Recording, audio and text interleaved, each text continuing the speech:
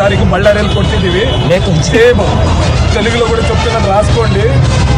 బాలీవుడ్కి మేము dubbing cinema ఇస్తున్నాము. 10 ఏళ్ళు చెప్పుకునే కలెక్షన్ మేము చూపిస్తాం, తెలుగులోనే చూపిస్తాం. తెలుగులో డబ్బింగ్ సినిమాకి మేము చూపిస్తాం.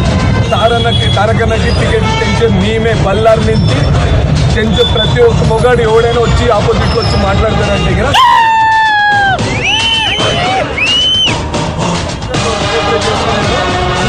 అందరూ హీరోస్ గొప్పలే, కానీ మాకు తారకన్న దేవుడు అంతే.